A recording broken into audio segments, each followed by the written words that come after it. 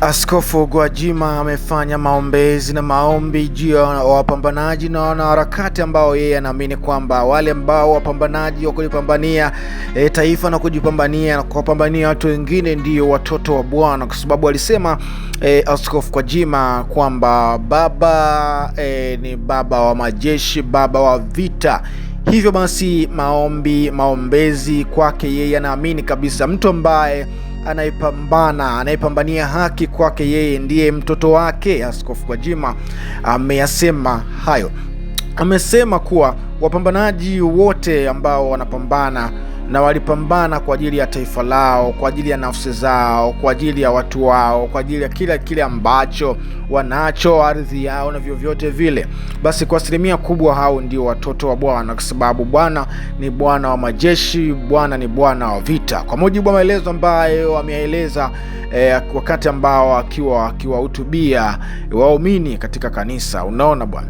Kwa hiyo katika kitu kikubwa ambacho kimeelezwa zaidi ni pamoja na maombezi na kuweza kuwakubali zaidi wapambanaji wakubwa ambao walipambana, na mapambano ambayo yaliyopambanwa na watu wengi zaidi. Yeye aliweza kuappreciate na kusema kwamba kwa kiasi kikubwa zaidi imekuwa ni bora na salama zaidi, kwa sababu bila mapambano hakuna jambo lolote lile ambalo itakuwa sawa. Kwa hiyo mapambano ambayo ameyaonesha mtu yoyote ule wakati wote ule, yeye ndiye anamuappreciate na naamini kwamba alikuwa bora zaidi katika kila hatua ambayo aliweza kuyafanya. Askofu Gwajima ameyasema hayo kwa msisitizo mkubwa, na ameweza kuongea na kusema kwamba yeye atasimama siku zote, hatohangaika wala hakuna kitu ambacho kitachomfanya aweze kuanguka, kwa sababu anamtegemea Bwana na Mungu yuko ndani yake, ambaye alimtafsiri yeye ndani yake. Kuna wakati anakuwa kondoo, akiwa kondoo anakuwa mkarimu zaidi na anakuwa mpole kuwahi kutokea, lakini ikianza kutumika ile nafsi ya simba,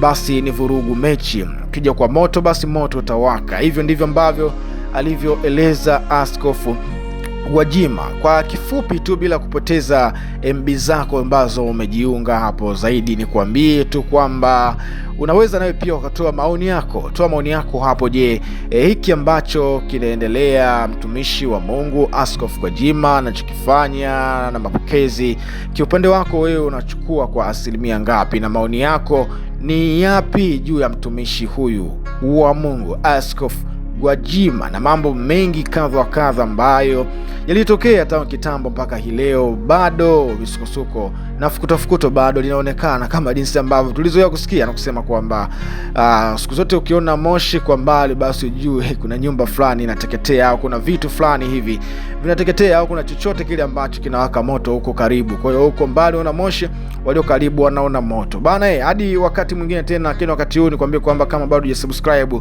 channel hii hapa, fanya usubscribe. Ukisubscribe channel hii hapa, utakuwa ni moja kati ya fans na utakuwa ukipokea notification zote au mbalimbali kila aina ya kazi ambayo tutakuwa tunapandisha, utakuwa wa kwanza kustream, na unaweza ukawa ni mtu ambaye unakuwa mjanja zaidi kwa kupokea taarifa mpya kila wakati. Hadi wakati mwingine, bye bye.